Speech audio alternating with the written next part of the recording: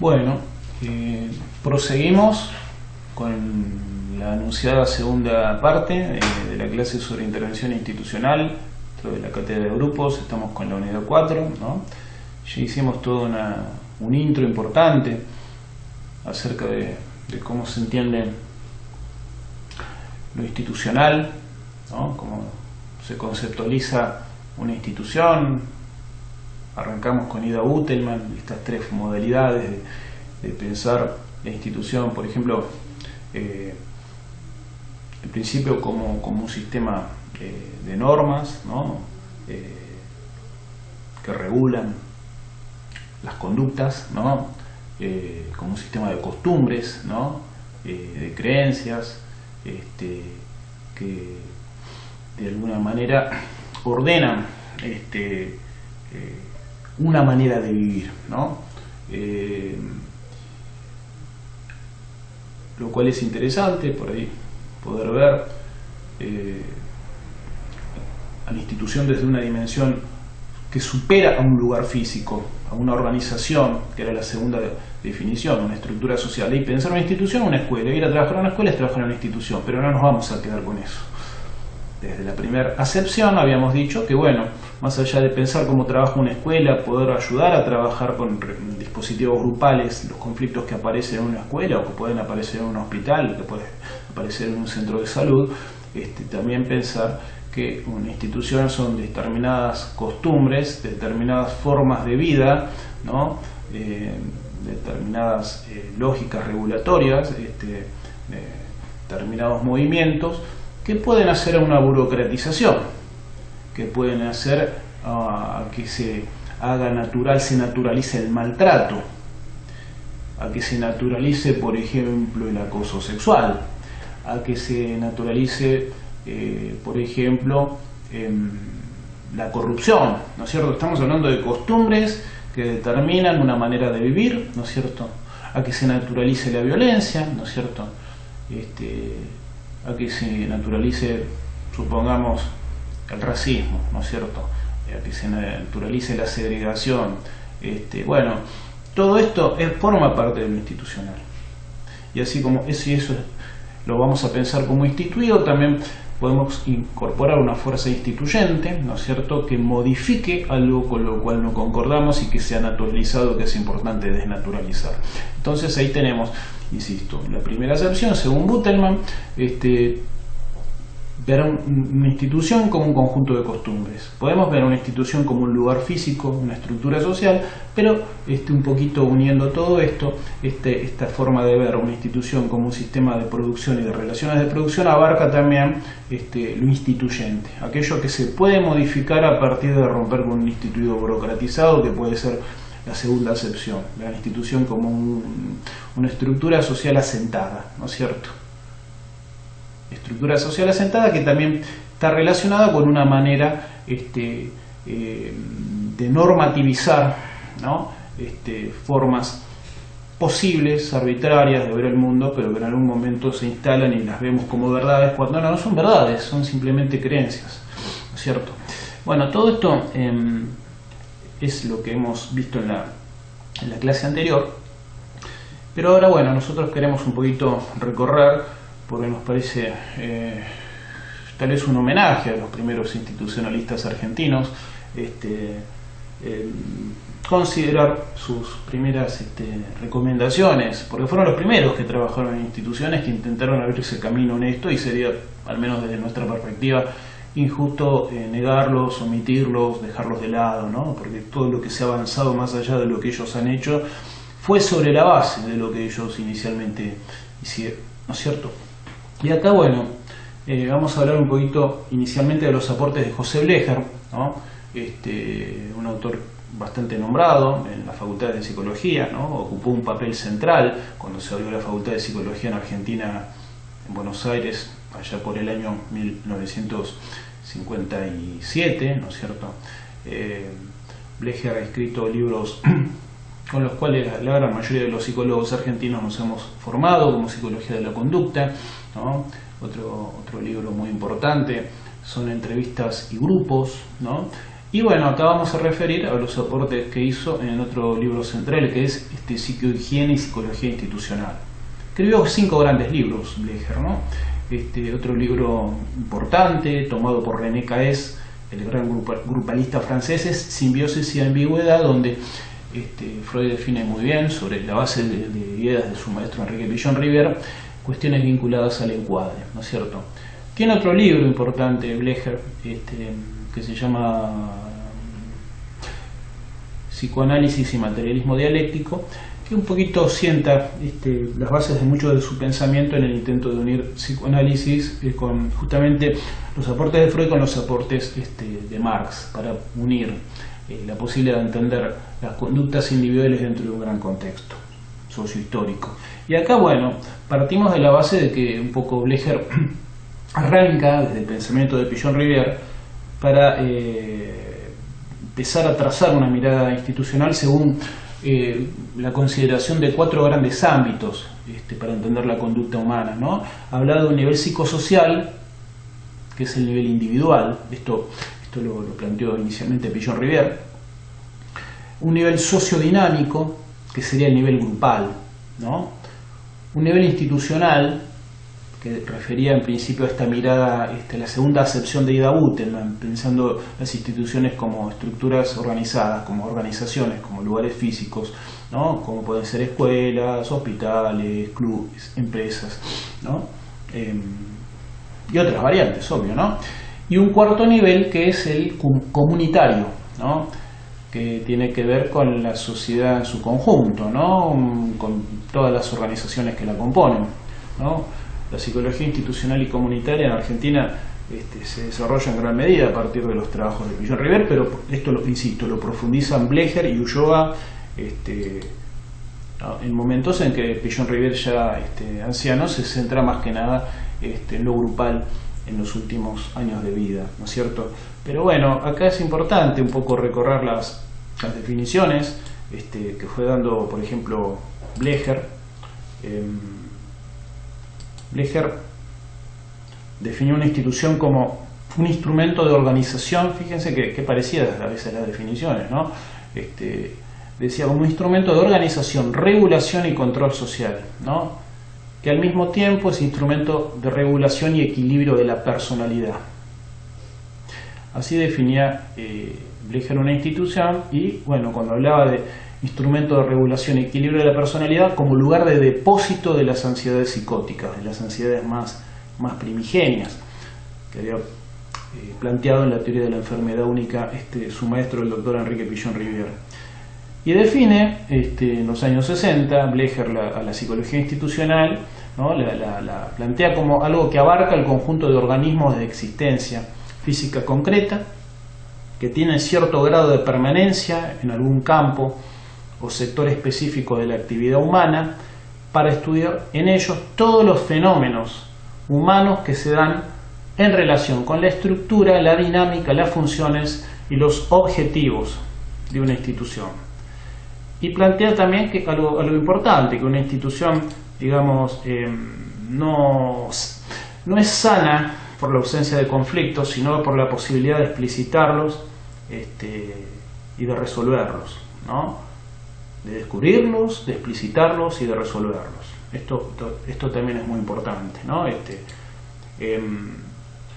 Siempre dentro de estas metáforas organicistas, Blecher profundizó en alguno de los capítulos de su libro acerca del rol del psicólogo institucional, y bueno, plantear una serie de bases, ¿no? Como que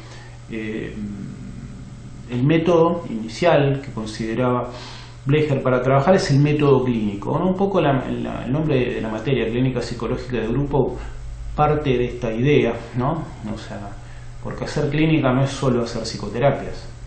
Hacer clínica hace a un quehacer profesional, a una mirada amplia que abarca la asistencia y abarca la prevención, ¿no es cierto? Tener una mirada clínica abarca también esto que desarrolla más en profundidad José Blecher, con 3 grandes momentos en la unidad de operancia para trabajar en psicoterapias o en psicología clínica o en un ámbito de salud pública, donde consideramos un momento de ver, un momento de pensar y un momento de actuar, ¿no?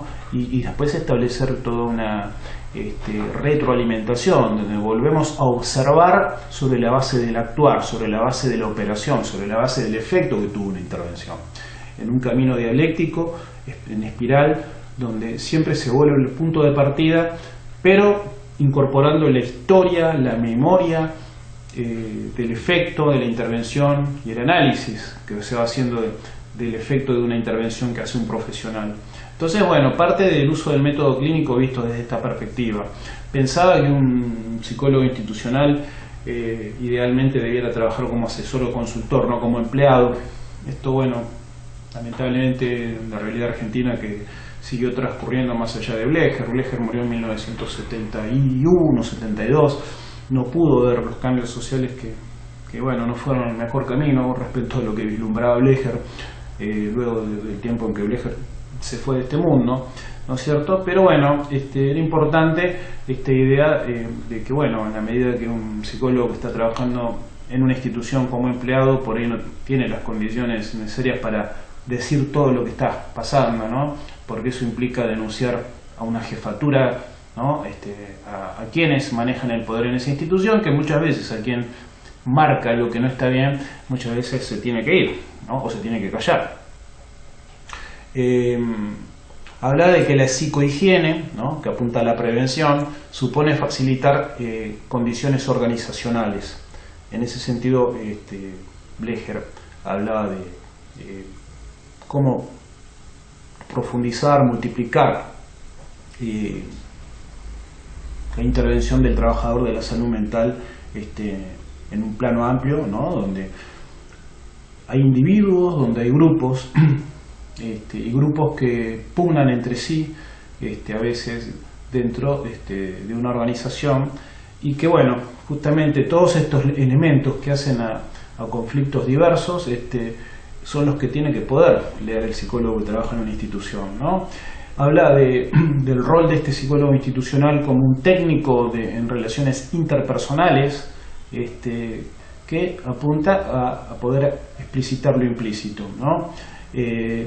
Ayuda a comprender los problemas y a poder pensar variantes posibles, ¿no? De alguna manera, el psicólogo institucional es alguien que se especializa en la selección de puntos de urgencia dentro de las distintas demandas que operan en una organización. Decía Blecher que el psicólogo institucional no decide, no resuelve, no ejecuta, no cumple tampoco una función educacional, para el caso sugiere, muestra, ¿no? Tampoco debe ser cómplice de la alienación, ¿no? Y bueno, otra cuestión fundamental es el pasaje, hablar como de dos caminos, el pasaje de la ambigüedad al conflicto y del conflicto al problema, ¿no? La ambigüedad es cuando uno no sabe lo que no sabe, cree que lo hace y actúa por ahí a través de mecanismos impulsivos, ¿no? Y donde por ahí uno trabaja en una institución sin tener la más mínima conciencia de dificultades, ni siquiera nos podemos interrogar acerca de un determinado malestar que está ocurriendo. Cuando se pasa de la ambigüedad al conflicto, cuando hay conflicto, es cuando podemos preguntarnos ¿qué está sucediendo mal acá? ¿Por qué ocurre determinada situación? ¿No es cierto? Y otra cuestión es cuando uno problematiza el conflicto, cuando lo reduce a parámetros de espacio y de tiempo que permiten decir, bueno, hay algo que hay que resolver, algo concreto que hay que resolver, que pero en principio no se lo podía ni pensar cuando este malestar institucional está en el nivel de lo ambiguo. Ambiguo cuando ni siquiera nos podemos hacer una pregunta, ni siquiera nos podemos cuestionar que hay algo que no funciona bien, ¿no es cierto? Cuando estamos en el plano del conflicto nos podemos hacer la pregunta, hay algo que no funciona, ¿cómo hacemos para resolverlo? ¿No es cierto? Pero justamente cuando esto lo podemos conceptualizar, le podemos de alguna manera le podemos dar cuerpo o le podemos poner palabra, ahí es cuando pasamos a reducirlo a un problema. Es como en una ecuación, aquellas ecuaciones que se estudian o se estudiaban en escuelas secundarias, cuando podemos identificar incógnitas, ¿no es cierto? Cuando podemos despejar incógnitas. Al principio, con la ambigüedad no hay ni siquiera incógnitas. Cuando podemos identificar una incógnita es el pasaje del conflicto. Pero cuando podemos dentro de una ecuación resolver con una suma, un conjunto de sumas, de restas, multiplicaciones y divisiones para obtener el número final que da el resultado de la operación que estamos intentando resolver, ahí estamos hablando del pasaje del conflicto al problema, ¿no es cierto? Y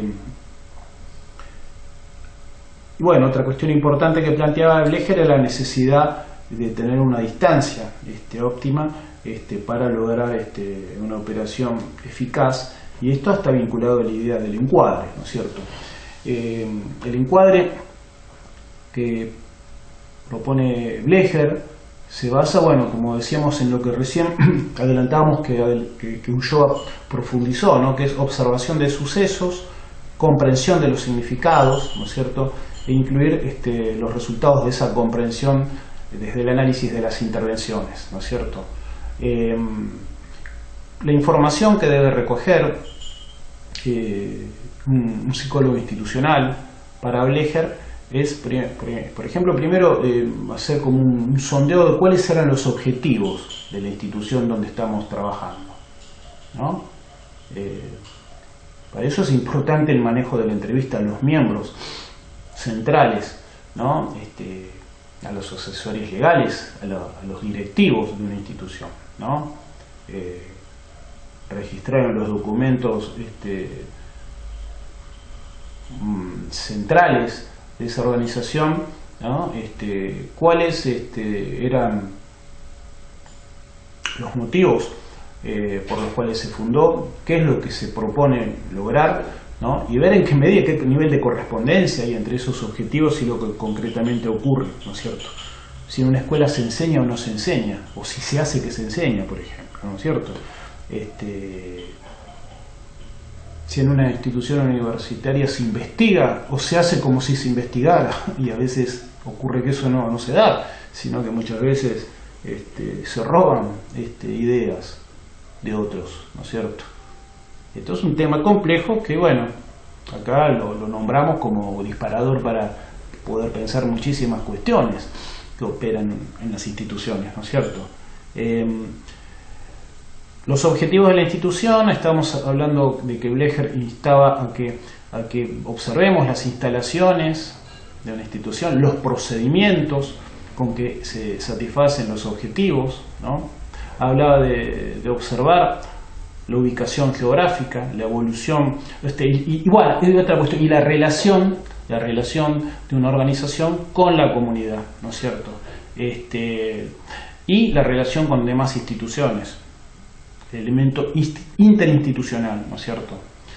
Es importante, según lo que decía Blecher, ver el origen y la formación, la evolución histórica, el crecimiento o decrecimiento que tuvo una institución, poder ver la organización y las normas que lo rigen, ¿no es cierto?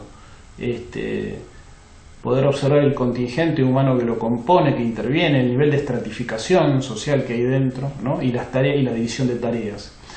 Y también la evaluación de los resultados del funcionamiento de una institución a lo largo del tiempo.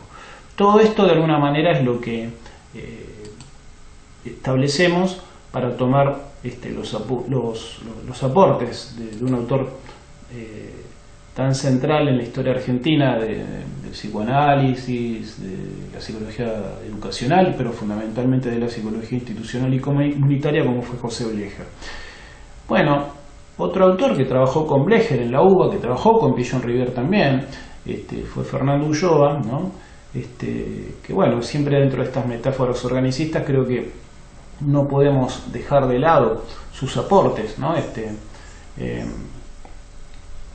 Blecher escribe un texto en los años 70 que se llama Psicoanálisis de las instituciones, donde, bueno, establece aportes que se mantienen vigentes, ¿no? Dice que hay un interés, ¿no?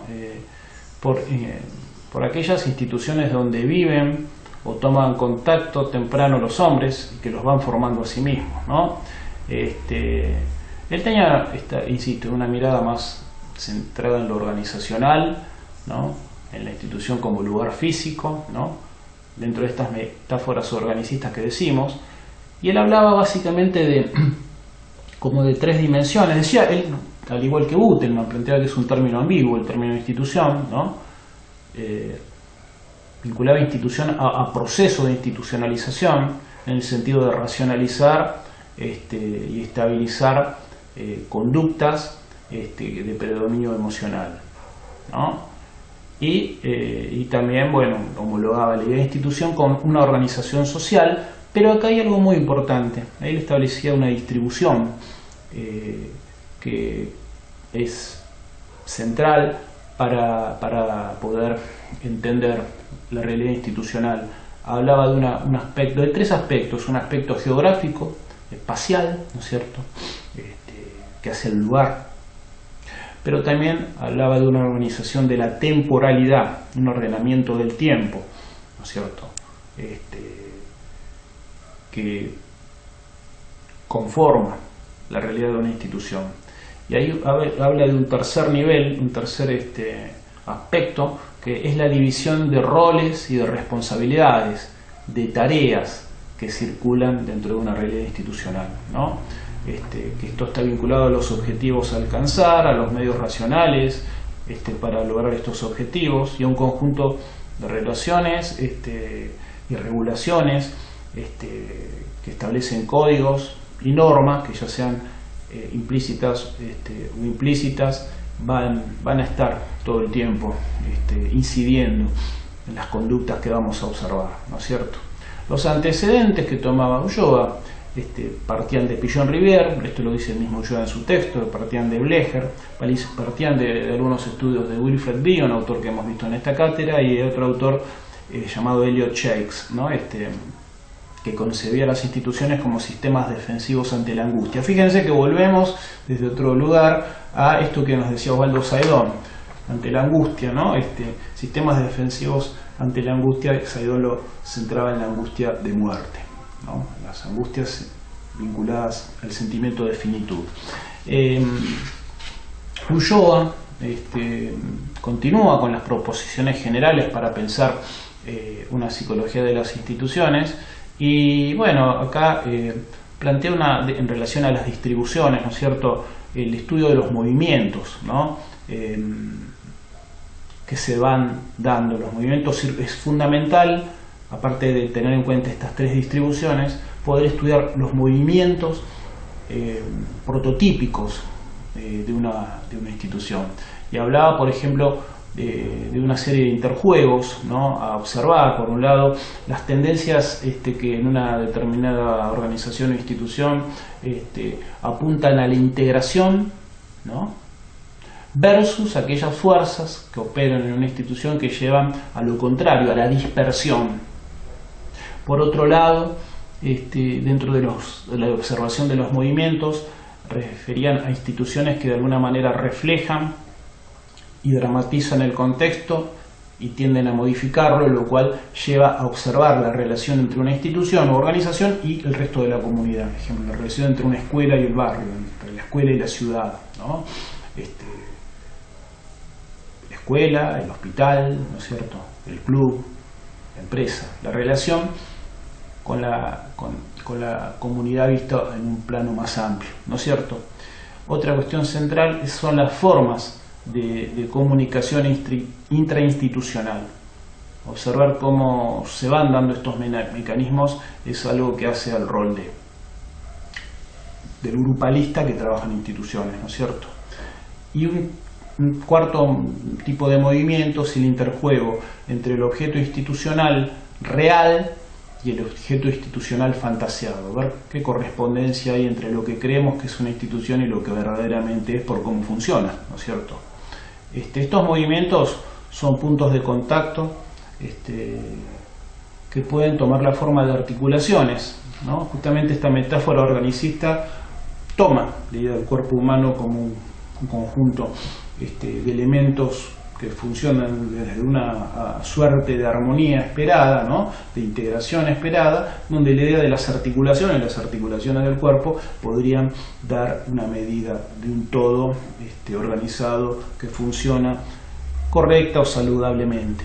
Y en oposición a las articulaciones, ¿no es cierto?, se habla de que, bueno, los elementos, cuando hay una articulación o un conjunto de articulaciones que están perturbadas, ahí estamos hablando del elemento más patológico de la institución, que esto es un logro de Fernando Ulloa, lo homologa a la idea de fracturas. Fractura como lo opuesto a una articulación. La fractura implica un corte, una ruptura, ¿no es cierto? Se pierde la circulación, se pierde la articulación, ¿no es cierto? Cuando dentro de una institución hay algo que está fracturado, es algo que no funciona y sigue vivo, sin embargo, sigue no funcionando, ¿no?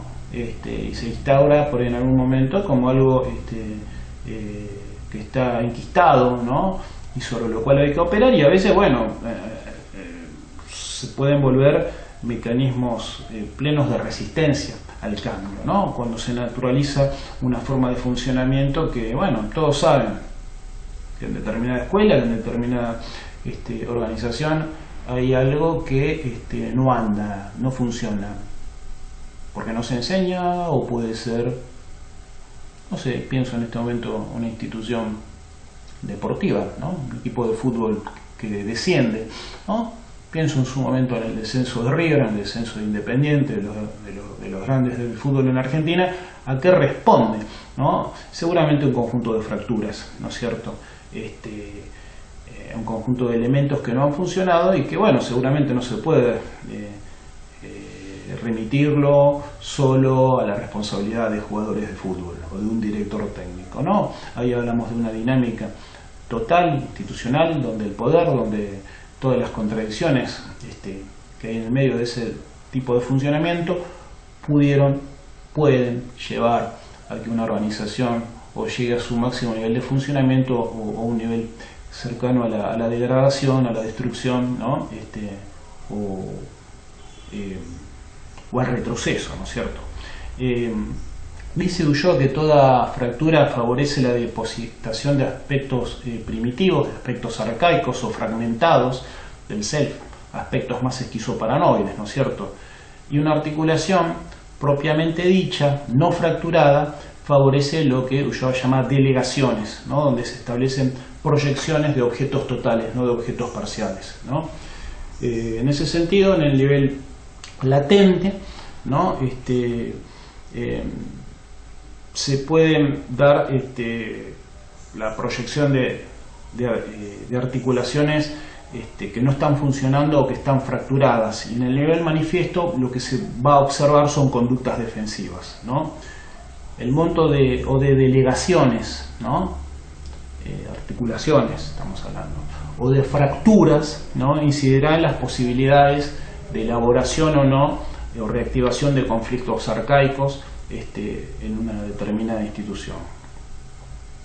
Junto con Blecher, Ulloa planteaba que era importante tener una metodología clínica adecuada para trabajar en instituciones, ¿no es cierto?, utilizando técnicas que tengan un mínimo de fractura, que reduzca la improvisación, y desde una teoría que sea mínimamente coherente para abordar el objeto que se está planteando. Habla de la necesidad de un abordaje gradual y habla de la importancia de que el operador tenga experiencia e información en distintas formas, ¿no?, de interacción grupal. Bueno, vamos cerrando dentro de los movimientos institucionales o los aspectos patológicos que se van dando en las distintas instituciones. Acá hay algo que es importante considerar, y es que las fracturas pueden darse en el ámbito de lo espacial, ¿no? Concreto, cuando en una organización, una institución, hay a nivel espacial, a nivel físico, algo que impide los objetivos concretos de esa institución, ¿no es cierto? Blecher, en el texto Psicoanálisis de las instituciones, hablaba de una escuela donde había una puerta que conducía a un espacio abierto de recreo, pero que sí o sí tenía que pasar por un aula, lo cual generaba enormes conflictos que no se resolvían, que generaban confusión, que generaban violencia, que generaban malestar, ¿no? Y bueno, esto a nivel espacial puede ocurrir en una casa, cuando hay una patología arquitectónica, ¿no es cierto? Cuando un espacio físico no brinda los elementos de intimidad necesarios, ¿no es cierto? Dentro de determinado tipo de familia, ahí podemos hablar de un conflicto que uno no puede remitirlo solo a cuestiones psíquicas o intrapsíquicas, sino a cómo uno está viviendo, ¿no? A cómo la circulación de lo espacial va a de alguna manera incidir en otros tipos de conflictos que hacen a la interacción, ¿no? Que hacen a la convivencia. También puede ocurrir que las fracturas se den en el nivel de la temporalidad, ¿no es cierto? Hoy por hoy, en el contexto que vamos viviendo de pandemia, todo esto es bastante más sencillo, por ahí ejemplificarlo, en el sentido que, bueno, la institucionalización del aislamiento social, ¿no? Y esto no apunta a criticar las decisiones del gobierno argentino, pero sí por ahí a pensar y ejemplificar esta realidad. Bueno, nos ha roto institucionalmente o ha generado una ruptura desde esta mirada institucional, en tanto la espacialidad que manejamos habitualmente se ha reducido. Ahora, bueno, estamos en otra fase, tenemos más posibilidad de movimiento, pero en la primera etapa no podíamos salir de nuestra casa, ¿no es cierto? O salir con un barbijo, con un tapaboca, ¿no es cierto? Esto de alguna manera altera los lugares por los que nos movemos. Para quien podía, en mi caso, ir a una pileta de natación, bueno, esto que era parte de mi vida y de la institucionalización de mi propio espacio-tiempo, se alteró. Yo no estoy pudiendo nadar en este momento, me quejo y no me quejo, pero bueno, el hecho de no poder acceder a gimnasios, de no poder circular por lugares donde uno se estaba manejando, forma parte de un ejemplo posible de una fractura en el campo de lo espacial. Nuestro espacio se ha modificado, nuestra temporalidad se ha modificado, ¿no es cierto? Los lugares donde podíamos circular en tiempos de no cuarentena no siempre persisten, ¿no es cierto? En muchos casos la cuarentena es el hecho de no moverse de las casas para ir a determinados lugares de trabajo, ¿no es cierto? El hecho de quedar encerrado en una casa, el hecho de manejar otra temporalidad, otra organización horaria, es lo que ha hecho que mucha gente en cuarentena duerma de día y se mantenga despierta de noche, ¿no es cierto? Nuestra temporalidad se ha roto, o sea, cuando uno no sabe cuánto tiempo va a durar la pandemia y por cuánto tiempo van a durar estas cuarentenas con aislamiento obligatorio, ¿no? Aunque en distintas fases, ¿no? La temporalidad que manejábamos, que se había instituido, se ha alterado.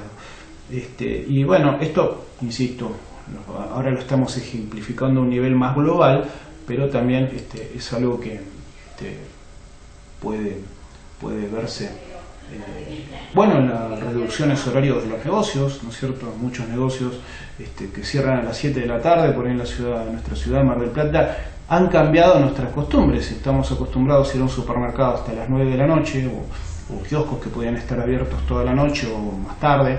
Hoy por hoy esto cambia nuestras costumbres, ¿no? Tenemos que salir mucho más temprano para salir a hacer las últimas compras, ¿no es cierto? Esto ha modificado nuestra realidad, ha modificado nuestra cotidianeidad, ¿no es cierto? Y ha modificado el mundo o la concepción del mundo que hemos llegado a construir. Y en cuanto a la distribución de roles, ¿no es cierto? Obvio que estos cambios han alterado en gran medida mucho de la costumbre que teníamos para desarrollar actividades que se habían instituido. Y acá en ese sentido, volviendo a la lectura organizacional, siguiendo un poquito Ulloa, la lectura que había hecho Pillon Rivière de los roles centrales que se dan en un grupo operativo, y sabemos que Pillon habló del rol del líder, el rol del chivo emisario, el rol del saboteador, ¿no? El rol del portavoz. Esto ya oportunamente lo hemos profundizado. Ulloa toma las características, se pone a estudiar en profundidad las características del líder único, ¿no? Y plantea que acá hay algo importante para pensarlo, para incluirlo en la psicología de las instituciones, porque él clasifica 5 tipos de características importantes a observar en las conductas de los sujetos en una institución. Y habla, por un lado, de 5 roles que es importante ver y que en lo posible es ideal que se distribuya entre distintos sujetos. Él habla del motor emocional, ¿no? Aquel que de alguna manera siempre le está recordando al resto del grupo aquello que tienen que hacer, aquello que desean hacer, ¿no? Aquello que le da sentido a las actividades que vamos desarrollando, ¿no? Es aquel que recuerda nuestros sueños, nuestros deseos, nuestros valores, ¿no? Nuestras iniciativas, que un poco le van dando sentido a aquello que vivimos, a aquello que vamos haciendo, ¿no es cierto? Es aquel que entusiasma, que transmite el entusiasmo, el fuego de los dioses, como se podría ver de una mirada más etimológica de la palabra entusiasmo. Es aquel que transmite las ganas, que transmite el deseo. Estaba hablando, así como del motor emocional, está hablando del teórico, el pensador, ¿no? Aquel que planifica, aquel que ordena todos aquellos impulsos transmitidos por el motor emocional. Está el realizador, el ejecutor, aquel que concreta aquello que pensó el teórico, aquello que impulsó el motor emocional, ¿no? El realizador es el ejecutor, es aquel que baja a tierra, es aquel que mueve, ¿no? Los hilos en gran medida. No siempre, a veces el ejecutor piensa o piensa como el teórico o planifica como el teórico, ¿no? Ni siempre tiene la fuerza del motor emocional, pero es aquel que resuelve, es un papel fundamental, ¿no es cierto? Otro papel importante que clasifica Ulloa es el del administrador, ¿no? Es aquel que regula los recursos, ¿no? Puede ser el tesorero en una cooperativa, puede ser el ministro de Economía en un país, ¿no es cierto? El administrador es un papel fundamental en una institución y en un grupo, ¿no es cierto? Las condiciones materiales en gran medida se regulan desde el papel que desarrolla este lugar, este rol, ¿no? Que estamos tomando desde Ulloa. Y también está el lugar del llamado gestor o embajador, es aquel que establece las relaciones de la institución con el resto de la comunidad, con otras instituciones, ¿no? Si lo pensamos en un grupo, es aquel que establece relaciones con otros grupos. Es muy importante cuando Ulloa plantea estas cinco características, estos 5 roles que son propios del líder único, que bueno, a veces produce un efecto de fractura cuando están totalmente monopolizados por una persona, ¿no? Aquel que monopoliza estos 5 roles, ya sea por voluntad propia, porque no deja que los demás desarrollen lo que puedan desarrollar, o a veces por mecanismos de comodidad del resto que hacen que solo una persona encarne todos estos 5 roles. Bueno, estos son elementos que un coordinador de grupos que observa este nivel de funcionamiento debe ayudar a que se produzca una distribución, ¿no es cierto? Para que la institución concrete sus objetivos de manera más eficaz. Las fracturas, dice Ulloa, son pantallas proyectivas utilizadas por los miembros de una institución para defenderse de las ansiedades primitivas, de las ansiedades psicóticas, ¿no? Acá sigue a Pillon y sigue a Blecher, ¿no? Proyectando por sobre todo objetos parciales, elementos disociados, ¿no? En un segundo momento, dice, todo esto se transforma en fuente generadora de ansiedad en sí misma, ¿no? Que se van volviendo sobre dichos miembros, justamente a través de las interpretaciones, de los señalamientos, ¿no? De los distintos recursos que pueden ser recapitulaciones, interrogaciones permanentes, recursos psicodramáticos, ¿no? Otros recursos expresivos, ¿no? Donde no están por fuera las entrevistas individuales, ¿no? La recolección de información. Esto es lo que a un psicólogo formado en instituciones nos va a dar herramientas para gradualmente ayudar a quienes trabajan en una institución a hacer historia, ¿no? A modificar una línea de funcionamiento, ¿no? A desarrollar creatividad, o a tomar conciencia de aquello que tal vez se pueda modificar y diferenciarlo de aquello que no, ¿no es cierto? La historia ha ido demostrando que, bueno, lamentablemente en el plano de las instituciones son muy difíciles los avances, siempre hay avances, retrocesos, hay mecanismos de deseo de cambio y mecanismos de resistencia. Bueno, un poco el trabajo en instituciones, por sobre todo, lo que lleva a tomar un poco más de criterio crítico, ¿no? De conciencia crítica, de realismo, ¿no? Para ver qué se puede, qué es lo que se puede cambiar, qué es lo que no, qué es lo que se puede asumir que no se puede cambiar de momento, ¿no es cierto? Recuerdo alguna frase que alguna vez he visto en distintos pósters en mi juventud, donde se planteaba una gran verdad. Después me enteré que esa frase la utilizaba Alcohólicos Anónimos, que decía: quisiera tener coraje para cambiar aquello que se puede cambiar, serenidad para aceptar aquello que no se puede cambiar, y sabiduría para reconocer la diferencia. Bueno, un poquito este es el desafío, ¿no? Un psicólogo grupalista, un psicólogo con formación en trabajo institucional, tiene que reunir algo de todo esto, ¿no? Me quedo con la sabiduría, ¿no? El intento de lograr esa sabiduría para poder diferenciar aquello que se puede cambiar de aquello que no, ¿no es cierto? Bueno, con esto daríamos cierre a la cuestión de los conceptos básicos del institucionalismo para pensar lo grupal, ¿no? Hemos durante esta cursada puesto el acento en ver cómo trabajar desde recursos grupales en distintos ámbitos.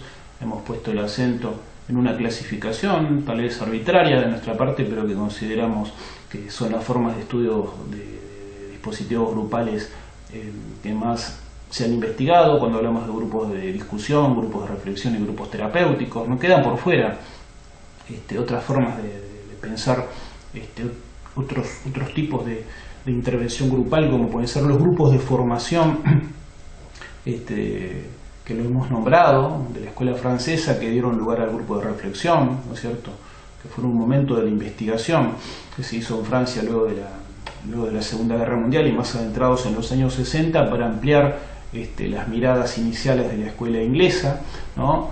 Los grupos Balin, que surgieron en Inglaterra, donde un conjunto de médicos estudiaban problemáticas conjuntamente para amplificar o multiplicar las miradas, ¿no es cierto? O distintos grupos de aprendizaje, ¿no?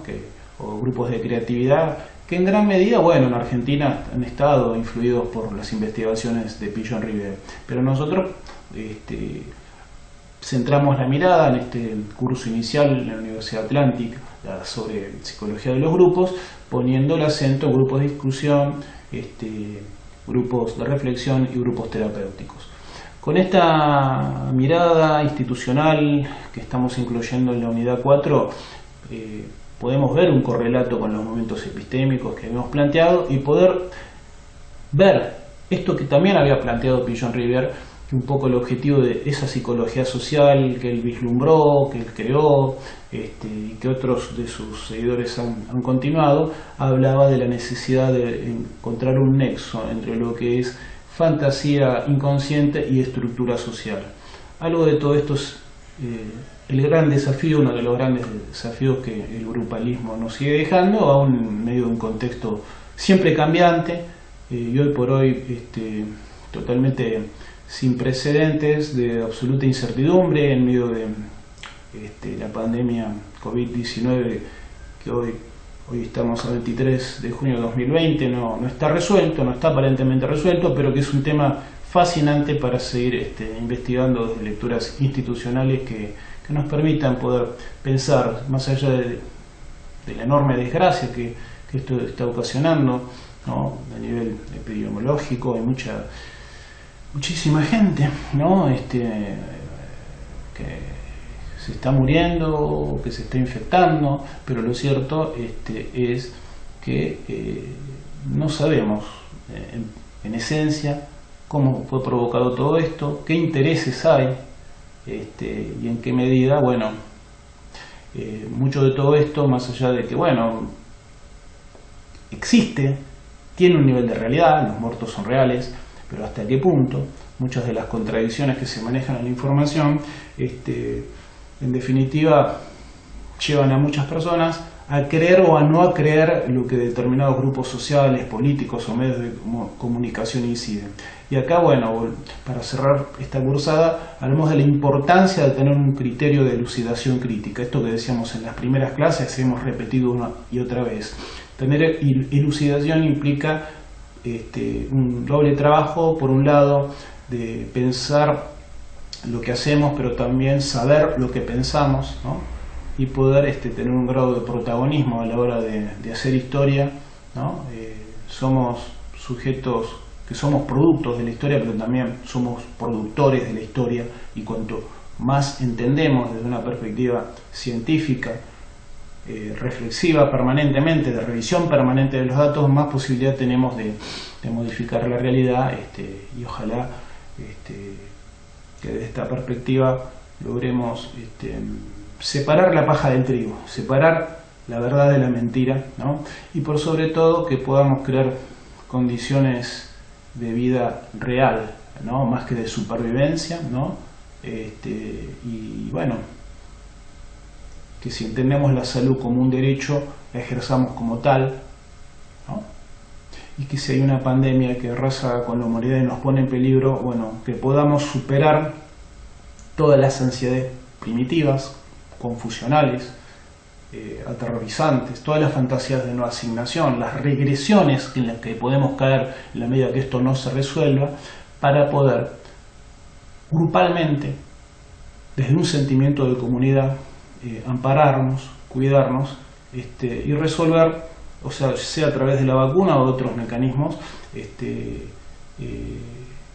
flagelo que ha asolado, ha detenido el mundo 20, y que no sabemos hacia dónde va, pero bueno, en la medida en que tenemos, insisto, un sentido crítico, una conciencia crítica, una voluntad de elucidación, va a ser más posible que encontremos el camino hacia la solución. Y bueno, por ahí es mucho decir, pero que tengamos la oportunidad de recuperar un sentimiento de comunidad que la sociedad capitalista salvaje, neoliberal, en gran medida ha degradado, y que, así como ahora se habla tanto de coronavirus, no se habla tanto como se habla a principio de año del cambio climático y la degradación del cinturón ecológico, que en gran medida ha sido por la actividad humana, que eso no lo olvidemos, y que esto lleve, ojalá que esta situación lleve a que podamos vivir en un mundo algo más habitable,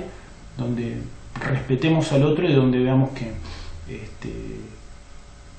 los derechos humanos, el derecho a la salud, son fundamentales para el cuidado de todos y de cada uno. Bueno, muchísimas gracias. Con esto terminamos esta clase y estimo que bueno, vamos empezando a cerrar esta interesantísima cursada que hemos tenido en este contexto 2020. Muchísimas gracias.